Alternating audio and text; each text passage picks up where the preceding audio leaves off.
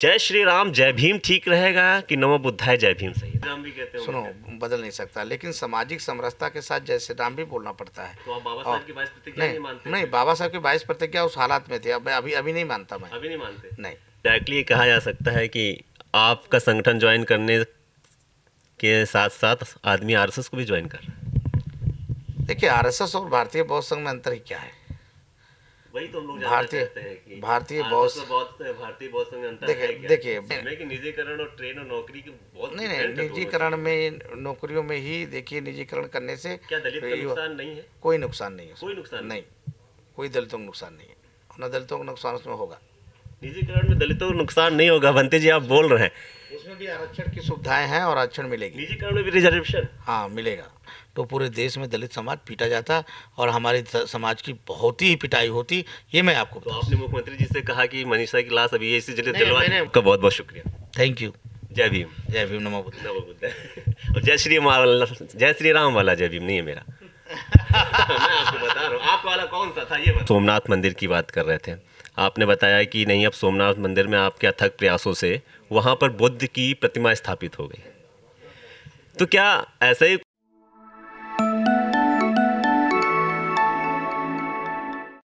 नमस्कार, आप देख रहे हैं कबीर न्यूज़। मैं हूं आपके साथ जितेंद्र कमल।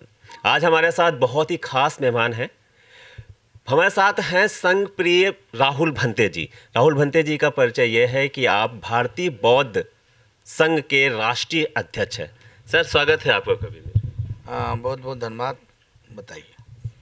सर, आपका संगठन का नाम है राष्ट्रीय बौद्ध संघ। तो जब बाबा साहब ने बौद्ध अपनाया था तो एक नया नाम दिया था बौद्ध में, नौयान बौद्ध। उसके बारे में क्या कहना है? आप जरा दर्शकों को बताएं कि ये नौयान बौद्ध है क्या? बाबा साहब डॉक्टर अम्बेडकर ने जब 56 में बौद्ध धर्म ग्रहण किया तो उन्होंने न्यू बौद्ध न्यू बौद्ध दिया। जो पुराने बौद्ध थे उनसे उड़ करके एक नया नाम दिया कि जो हमारे दलित समाज के लोग हैं वो नया बौद्ध बने। जब बीपी सिंह की गवर्नमेंट बनी और इस पे बहुत बड़ा प्रश्न उठा, भाई कोई बौद्ध बनना नहीं चाह रहा था। बाबा साहब डॉक्टर अम्बेडकर ने 5 लाख अनुयायियों के साथ बौद्ध धर्म ग्रहण किया था। उसके बाद में सिलसिला बढ़ा नहीं, लोगों ने एक ट्यूमर फैला दिया कि जो बौद्ध बनेगा उसकी जो 80 साइड इफेक्ट लाभ है उसकी सारी लाभें खत्म हो जाएंगी। इसके डर के वजह से भी लोग बौद्ध नहीं बन रहे थे।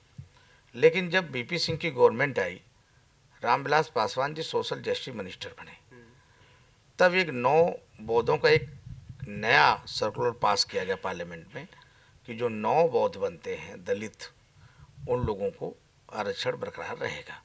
ये 9 बौद्धों का एक नया शुरुआत बाबा साहब ने किया और बीपी सिंह के सरकार में ये चीज़ें हमें मिली। आज भी बाबा साहब ने जो 9 बौद्धों को नाम दिया, आज भी नए लोग जो बौद्ध बन रहे हैं वो बाबा साहब डॉक्टर अम्बेडकर के ही परिचिनों पे ज़्यादा बन रहे हैं। ये बात क्या सही है।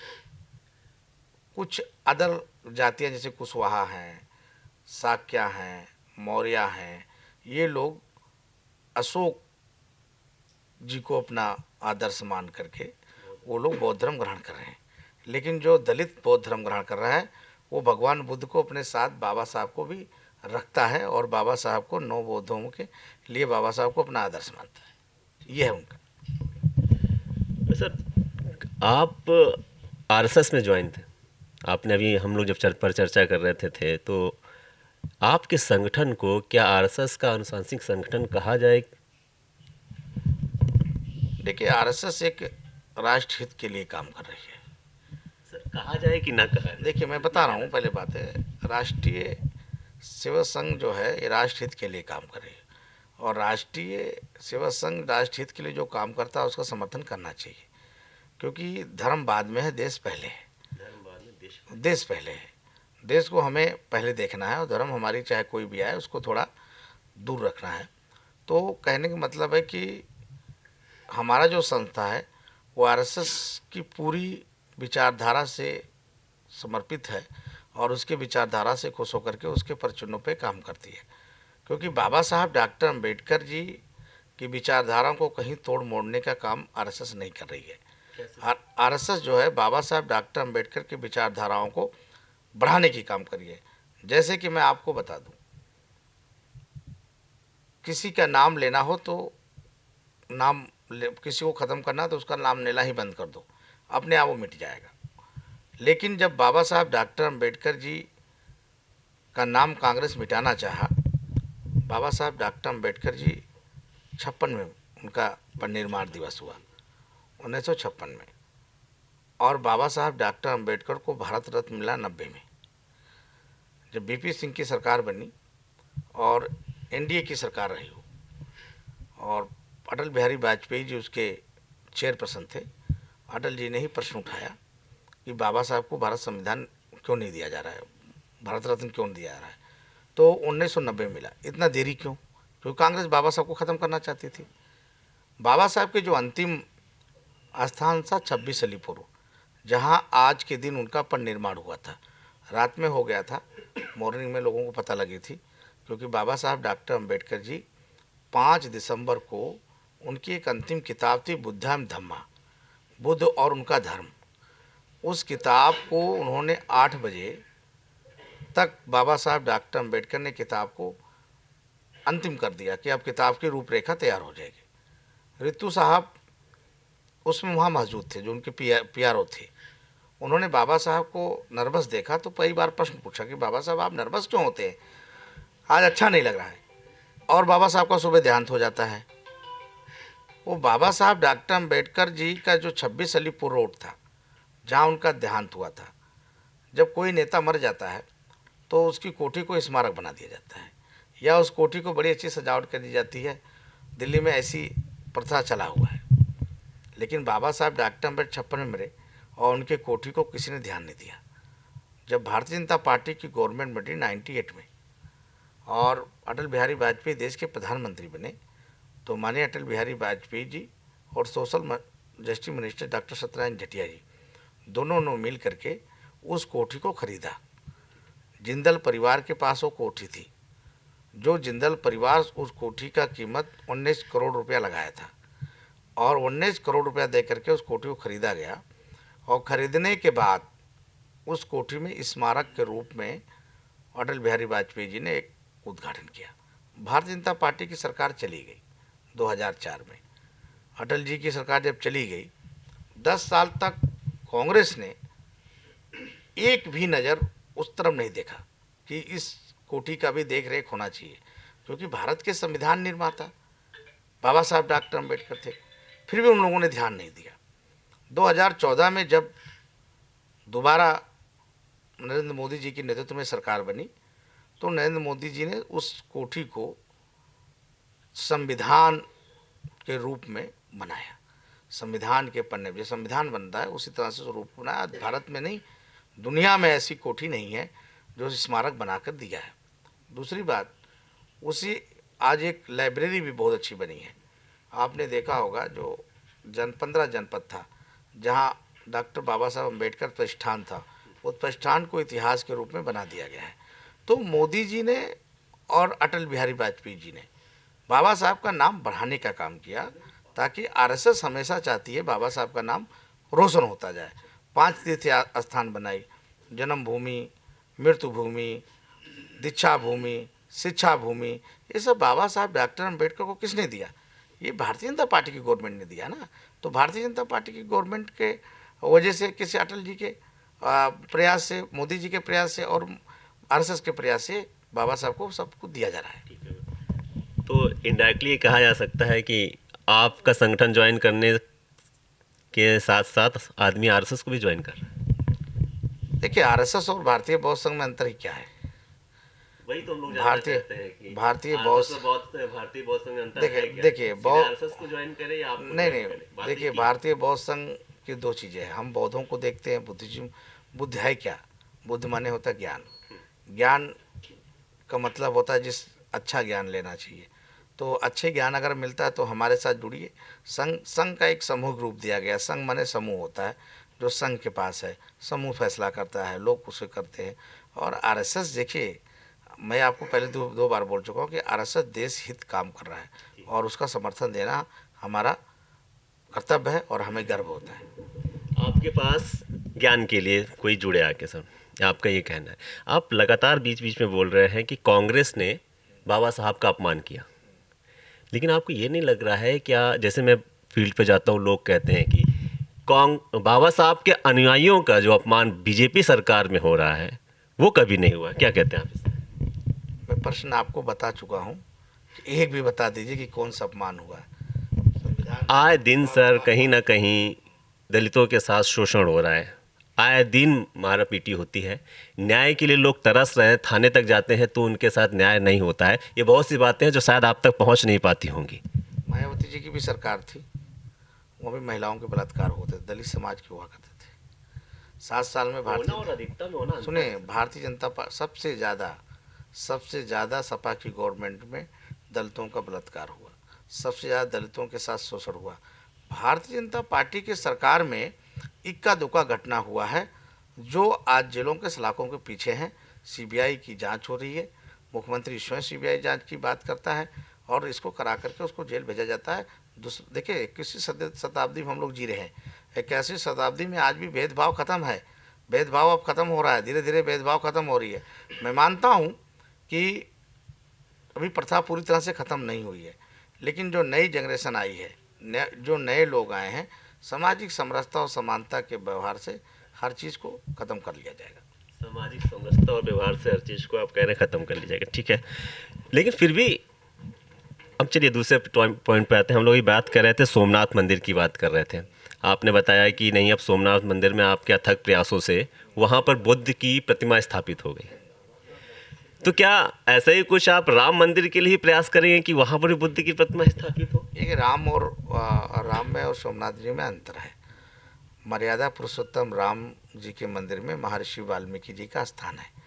महर्षि वाल्मीकि जी का स्थान दिया गया है और उनके साथ जितने भी आदिवासी राजा थे, नील, आंगद, जामवंत जो थे, सबको भी दर्शाया जा रहा है। तो जिसकी जहाँ जगह होती है उसकी जगह मिल रही है और राम मंदिर में सबसे भव्य रूप में महर्षि वाल्मीकि की मूर्ति बन रही है। अच्छा, चलिए, आप मंदिरों में तो खैर दलितों को स्थान दिला रहे हैं, ठीक है, लेकिन एक सवाल ये है कि क्या आरएसएस में कभी कोई सर संचालक दलित होगा? क्या लगता है आपको, बन सकता है कभी? क्यों नहीं बन सकता है? अभी जब देश का प्रधानमंत्री दलित और अति पिछड़े व्यक्ति बन सकता है तो क्यों आरएसएस प्रमुख क्यों नहीं बन सकता है? आपको कब तक लगता है, कब कोई हो सकता है? वो भी परिवर्तन आएगा, धीरे धीरे परिवर्तन आ रहा है, धीरे धीरे परिवर्तन आ रहा है। बाबू जगजीवन राम के बाद पहली बार कांग्रेस ने दलित बनाया, वो भी परिवारवाद। भारतीय जनता पार्टी में और कांग्रेस में बहुत अंतर है, परिवारवाद नहीं है।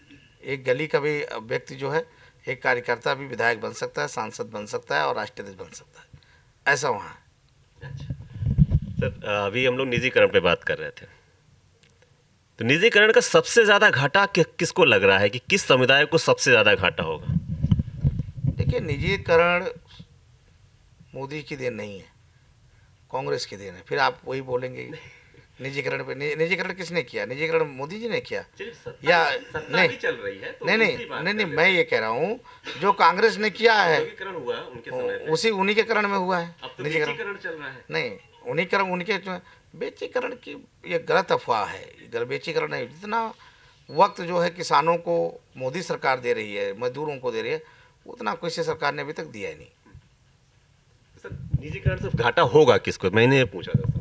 देखिए, निजीकरण में घाटा किसका होगा किसका नहीं होगा, निजीकरण से इसमें आपको देखिए, मैं आपको बताऊँ, देखिए मेरे ट्रेन में है, ट्रेन में पहले लोग 100 50 भर के जाते थे।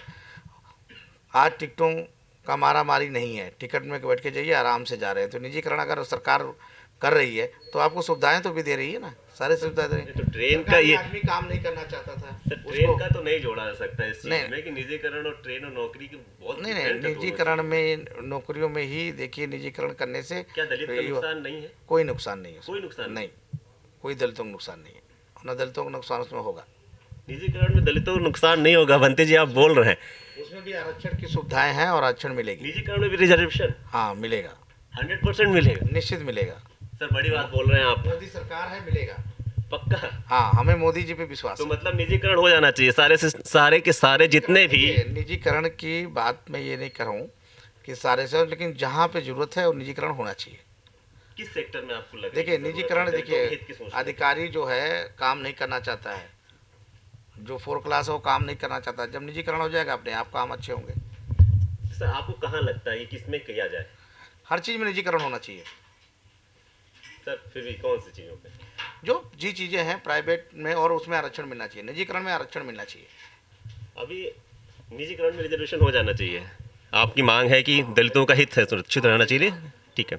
आप मंचों पे अभी हम बात कर रहे थे तो आपने राम जी की समरसता की बात करी थी कि राम जी ने भी बहुत समरसता के कार्य किए थे, इसलिए आप आरएसएस के लिए कह रहे हैं कि आरएसएस भी समरसता का कार्य करती रहती है। तो जय श्री राम जय भीम ठीक रहेगा कि नमो बुद्धाय जय भीम सही रहेगा? देखिए मैं आपको, वो अलग बात है, कोई अल्लाह कहता है, कोई खुदा हाफिज कहता है। आप सुनिए, मंचों से मैं आपको बता दूंगा, मैं नमो बुद्धाय भी कहता हूँ, मैं बुद्धिस्ट हूँ, और बुद्धिस्ट को कोई जय श्री राम भी कहते हैं। सुनो, बदल नहीं सकता। लेकिन सामाजिक समरसता के साथ जय श्री राम भी बोलना पड़ता है। तो आप बाबा साहब की 22 प्रतिज्ञा नहीं मानते? नहीं, बाबा साहब की 22 प्रतिज्ञा उस हालात में थे, अब अभी अभी नहीं मानता मैं। अभी नहीं मानते? नहीं, बाबा साहब की 22 प्रतिज्ञाओं की जब समस्या थी तब बाबा साहब ने 22 प्रतिज्ञाओं की बात की थी, लेकिन अब 22 प्रतिज्ञाओं की जरूरत नहीं है। और बाबा साहब डॉक्टर अम्बेडकर होते आज तो वो 22 प्रतिज्ञाओं को आज खत्म कर देते। बिल्कुल। बिल्कुल। तो मतलब आप 22 प्रतिज्ञा भी नहीं मानते, आप जय श्री राम जय भीम पे विश्वास रखते हैं। भीम पे सबसे ज़्यादा विश्वास है मेरा। सबसे ज़्यादा जय भीम पे। हाँ, आज जो मैं यहाँ हूँ बाबा साहब की देन है। बाबा साहब की देन की वजह से आप यहाँ। मैं यहाँ हूँ। भाजपा में दलितों की स्थिति आगे आप भविष्य में क्या देख रहे हैं? नहीं, मैं सोच रहा हूँ, अब ये इस प्रश्न पे नहीं आना चाहिए था मुझे, लेकिन आना पड़ा कि वाकई में क्या स्थिति होना। आप निजीकरण भी चाह रहे हैं, आप 22 प्रतिज्ञाओं को, जो ज़्यादा अम्बेडकरवादी 22 प्रतिज्ञाओं को ही मान रहा, आप उसको भी खारिज कर रहे हैं। तो सर दलितों की स्थिति क्या होने वाली है भाजपा में? अम्बेडकरवादी ऐसे नहीं जो 22 प्रतिज्ञाओं को मानते हैं। बहुत सारे हैं भी और बहुत सारे नहीं भी हैं। मैं आपकी विचार 100% दलित समाज बाबा साहब को मानता है, लेकिन 90% आज भी दलित समाज हिंदू देवी देवताओं को मानता है। चाहे उनकी बीवियां मानती हों, उनके बच्चे मानते हों, उनके परिवार मानते हों, इसमें सच्चाई है। चाहे कोई नकारता हो वो गलत बात है, लेकिन मैं पूरे देश में घूमता हूँ, मुझे मालूम है बाबा साहब 22 प्रतिज्ञाओं की अब जरूरत नहीं है। अब समानता की तरफ देश चल रहा है। तो सर फिर नौयान बहुत और- जरूरत नहीं है फिर। और दलितों को अगर इस तरह से खाइयाँ नहीं भरी जाएंगी तो दलितों की दशा और बुरा होगा। खाइयों खोदने का काम इस देश में मुसलमान और क्रिश्चियन कर रहे हैं। कैसे?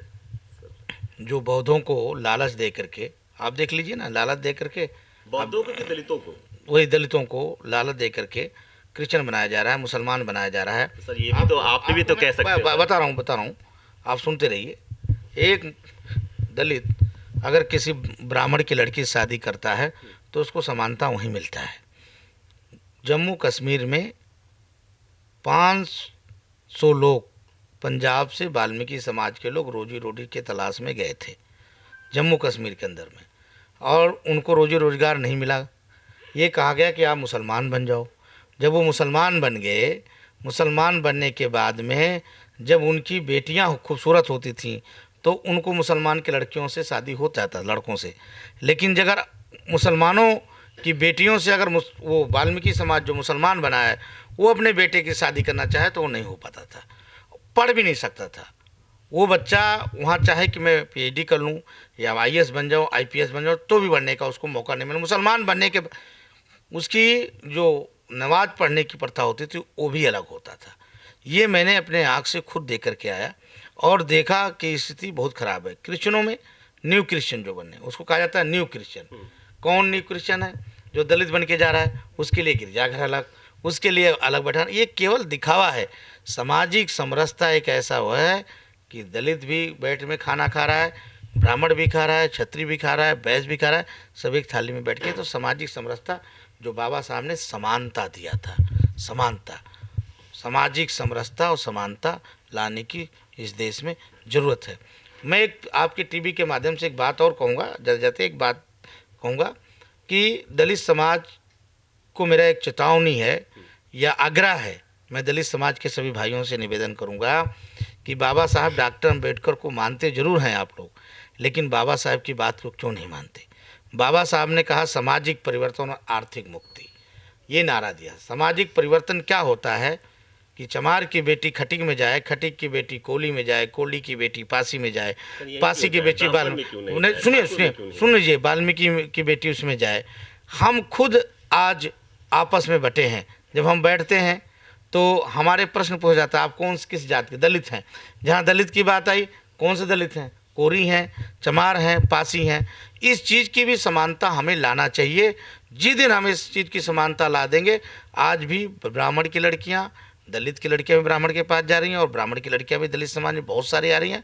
आप देख लीजिए जाके, अगर कोई गांव में होगा तो सारी विकास की तरफ जहाँ जा रहे हैं, ग्रामीण में नहीं हो पा रहा है, मैं बता रहा हूँ आपको।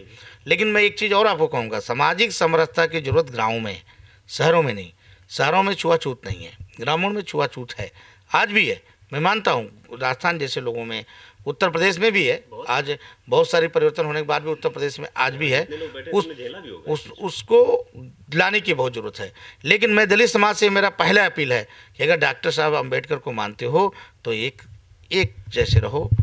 एक जातियों के कोई आपसे पूछता है, एकता बना के रखो। और जिस दिन एकता में आप शक्ति होगा, वो दिन आपको अंसारी, पंसारी, अब्दुल, कादिर, खान, पठान, सैयद, शेख सब एक। कोई पूछा कोई मुसलमान हूँ, उसी तरह से दलित समाज हूँ, कोई पूछे तो कोई मैं।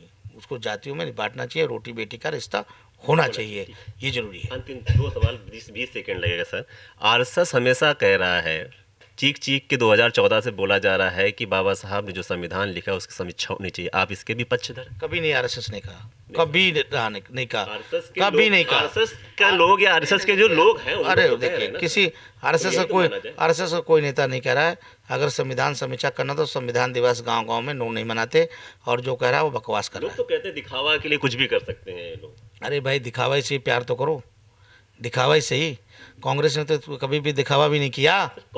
नहीं, मैं आपको बता दूं, आज का दिन है। मैं एक चीज़ और आपको जानकारी दे दूं, आज का दिन है बाबा साहब डॉक्टर अम्बेडकर की जो पुण्यतिथि पे, जब वो उनका देहांत हो गया तो बाबू जगजीवन राम जी भारत सरकार में केंद्रीय मंत्री थे, और बाबा साहब डॉक्टर अम्बेडकर की पतित शरीर को मुंबई ले जाना था। हवाई जहाज़ की व्यवस्था कितने देर में हुई, और जब तक पैसा नहीं जमा कर लिया गया, जब तक बाबा साहब की लाश नहीं जा पाई, तो कांग्रेस ने कितना बड़ा घोड़ा मार किया, वो आप देख लीजिए। वो ठीक है, मैं आपसे यही जानना चाह रहा हूँ। नहीं, वो आप जो कह रहे हैं वो ठीक है। आप बाबा से सुनो, नहीं, बाबा साहब की बात कर रहा है और एक बाबा साहब की लाश। आप बिल्कुल सही कह रहे हैं, आप बिल्कुल सही कह रहे हैं। वहां पे जो हुआ वो जैसा था आप बोल रहे, बिल्कुल सही बोल रहे। मैं ये जानना चाह रहा हूँ कि आपके अनुसार संविधान की समीक्षा होनी चाहिए या नहीं होनी चाहिए, क्योंकि कहीं ना कहीं इनडायरेक्ट आप आरएसएस से जुड़े हुए। संविधान की समीक्षा कभी नहीं होगी, ये मैं आपको पक्का दूं, और आरएसएस सबसे पहले विरोध करेगा जो संविधान की समीक्षा करेगा। आप संत हैं सर, लास्ट क्वेश्चन, आप संत हैं, आप बौद्ध हैं, प्रदेश के संत हो या देश के संत हो, ये कह रहे हैं कि नहीं हम मनुस्मृति लागू कराएंगे, कितना पचहत्तर लगता है? कभी भी कोई संत नहीं कहेगा मनुस्मृति लागू करो। हर दिन तो कोई पेपर में क्या निकलता है क्या नहीं है। सुनिए लोगों को अपनी चैनलें चमकाना है तो लोग 2 लाइन बोल लेते हैं, किसी को अपनी पेपर चमकाना है। मैं आपको बता दूं, इस देश में मनुस्मृति लागू हो ही नहीं सकता और ना होगा, कभी नहीं होगा, कभी नहीं होगा। चलिए, इस देश के लोगों ने बहुत जागरूक पैदा हो चुका है, और ख़ासकर दलित समाज जागरूक पैदा हुआ। आपको मालूम होना चाहिए कि जरा सा सुप्रीम कोर्ट ने किया था, दलित रोडों पे आ गए थे, ना किसी का नेतृत्व।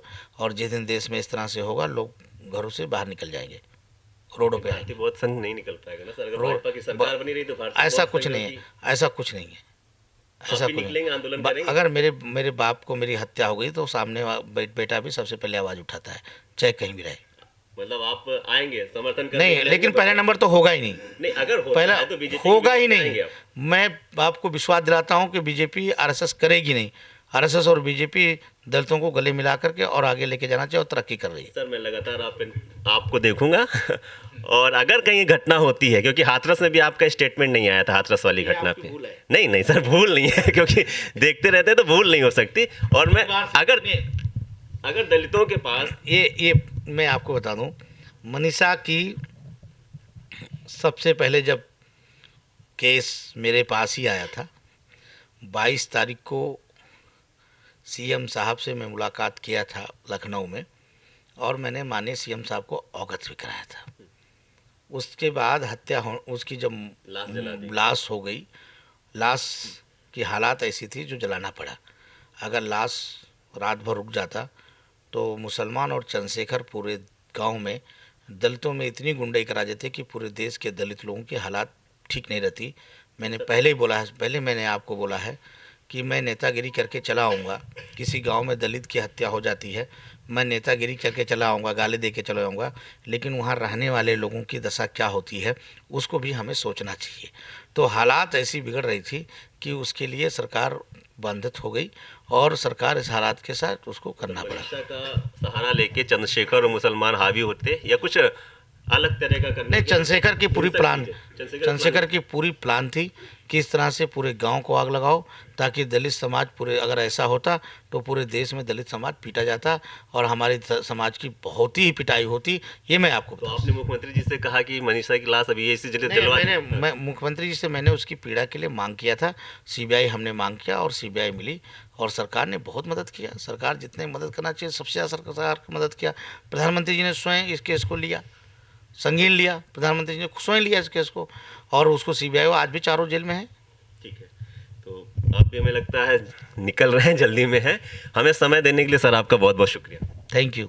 जय भीम। जय भीम, नमो बुद्ध। नमो बुद्ध। और जय श्री राम वाला जय भीम नहीं है मेरा। मैं आपको बता रहा हूँ, आप वाला कौन सा था ये बता दीजिए। देखिए, मेरा तो बाबा मेरा जय साहब, श्री राम वाला नहीं। देखिए बाबा साहब डॉक्टर अम्बेडकर जी का पूरा नाम जो है आप जानते हैं क्या है बाबा साहब का? तो जय श्री राम उनके पिताजी के नाम पे या उनके बीच में नाम पे, तो उसके लिए आसान बोल लिया जाए फिर। नहीं, ऐसा है, नहीं, कुछ- बाबा साहब डॉक्टर अम्बेडकर जी के पिताजी का भी नाम आ रहा तो इसमें उसमें भी दिक्कत राम क्या है? आता था, इनमें भी राम आ रहा था, जय श्री राम उनके नाम। देखिए, जय श्री राम कहने से कोई आपकी शरीयत खराब थोड़ा हो रही है। जय श्री राम को हमें सामने वाला आदमी हमें जय भीम करता है। शुक्ला जी, वो तो वही बात सुने है सुने कि सुने गांधी सुने को मारने सुने की गोडसे को सुने मारा। सुने आज जो जिन कार्यक्रम को जिसमें मैं आया था, शुक्ला जी खुद जय भीम करते हैं और संघ के सर संचालक, मैं आपको बता रहा हूँ, दिल की बात बता रहा हूँ। आप पूछ सकते हैं कभी कि बनते राहुल ऐसे कह रहे थे।